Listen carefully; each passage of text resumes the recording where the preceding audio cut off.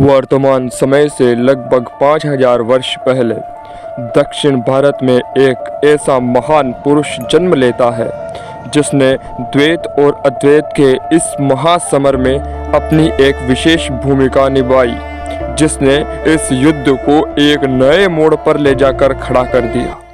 हमने शंकराचार्य का अद्वैत दर्शन भी देखा और माधवाचार्य का द्वैत दर्शन भी, परंतु इन दर्शनों में कुछ तो अपूर्ण था, जो समय की मांग के अनुसार किसी को तो पूर्ण करना ही था।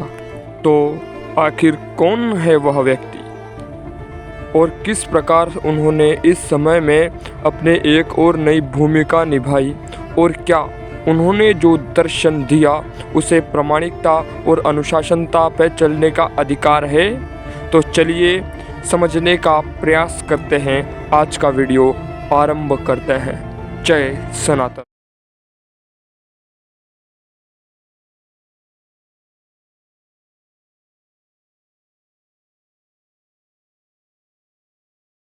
नमस्कार मित्रों, स्वागत है आपका आज के इस एपिसोड के पार्ट 5 में। इससे पहले वाले वीडियो में हम अद्वैत, शुद्ध अद्वैत और विशेष अद्वैत, द्वैत अद्वैत के ऊपर बात कर चुके थे। आज के इस वीडियो को आगे बढ़ाते हुए और अपने टारगेट की तरफ एक और कदम बढ़ाना प्रारंभ करते हैं। आज का वीडियो आरंभ करते हैं।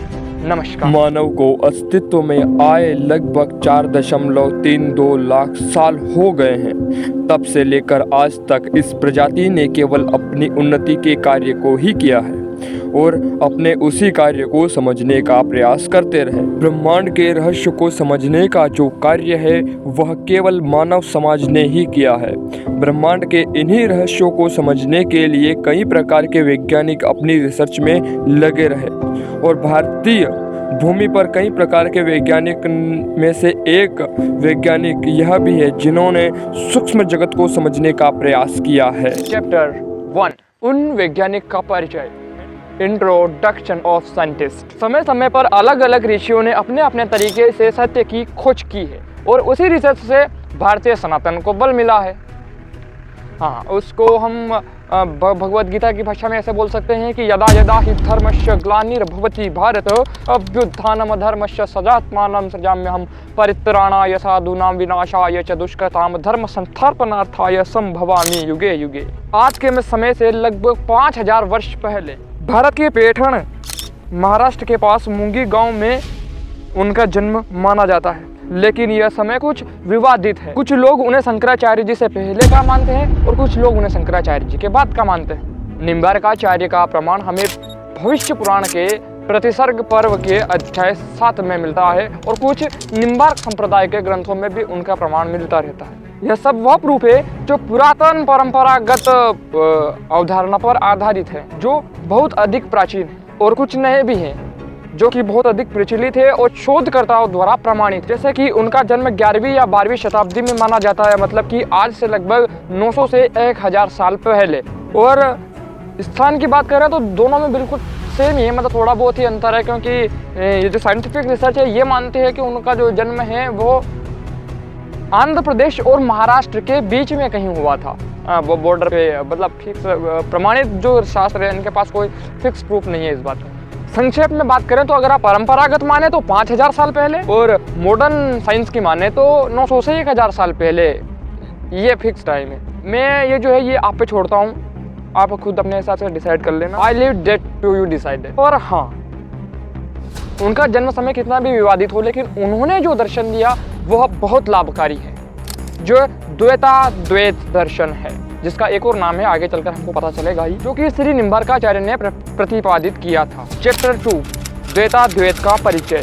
Introduction of Dvaitadvaita. हमें द्वैत और अद्वैत तो पता है, लेकिन आचार्य श्री निम्बार्काचार्य ने हमें द्वैताद्वैत दर्शन समझाया है। यह सिद्धांत कहता है कि हमारा जीव और जगत जो है वह ब्रह्म से भिन्न भी, यानी कि अद्वैत भी है, और भिन्न नहीं भी, यानी कि द्वैत भी है। जैसे कि द्वैत कहता है जीव, ब्रह्म और जगत तीनों अलग अलग है और तीनों के बीच में मर्यादित गरिमा भी है। वहीं अद्वैत का मानना है कि यह सब एक है, अर्थात यह जो दर्शन है, यह जो फिलोसॉफी है, यह जो निम्बार्काचार्य जी की फिलोसॉफी है, यह दोहरी प्रकृति रखती है।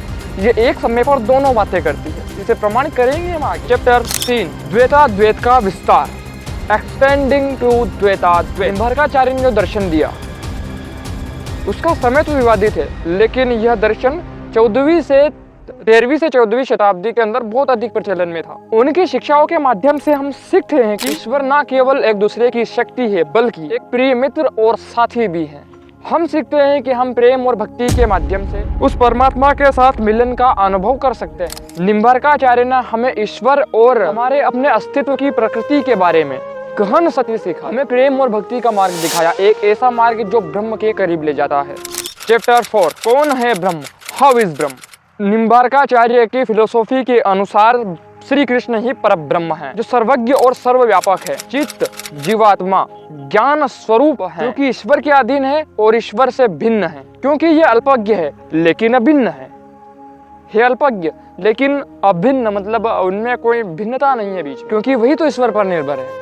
जीवात्मा जो है वो ईश्वर पर निर्भर ही तो है, तो ये भिन्न तो है, लेकिन हमें इसे पूर्ण तरीके से भिन्न भी नहीं बता सकते, तो फिर पूर्ण तरीके से अभिन्न भी नहीं बता सकते हैं, मतलब पैराडॉक्स है। ये तो हो गई अपने चित्त की बात।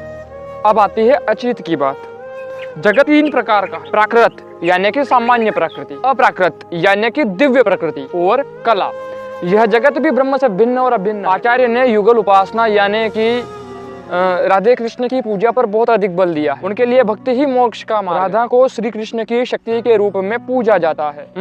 मुझे लगता है कि ये ज्यादा कॉम्प्लिकेटेड हो गया है, इसे चलो थोड़ा आसान करते हैं अपने अगले चैप्टर में। Chapter 5 example and animation to explanation. उन्होंने कहा कि ईश्वर अलग है और जीव जगत अलग है, उसको तो उन्होंने माना, लेकिन उन्होंने बोला क्योंकि जीव और जगत ईश्वर पर डिपेंडेंट भी है, तो एक तरह से वह भी ईश्वर ही हुआ। तो जहाँ भेद है वहीं अभेद भी है, जहाँ द्वैत है वहीं अद्वैत भी है, इसलिए इसे द्वैताद्वैत या भेदाभेद दर्शन या फिलोसॉफी कहते हैं। सिंपल एग्जाम्पल के लिए आप समुद्र की लहरों को देखो। जैसे कि हम एक लहर को पकड़ते हैं, अब अगर हम उसे गौर से देखें तो वह समुद्र से एक अलग लहर है जो कि उधर से चलती हुई हमारी तरफ आ रही है, लेकिन वह समुद्र से अलग भी नहीं है, वह स्वयं समुद्र भी है। तो इससे हमें यही पता चलता है ना कि ये समुद्र भी है और समुद्र नहीं भी है। उसी प्रकार से जीव और जगत ब्रह्म भी है और ब्रह्म नहीं भी है।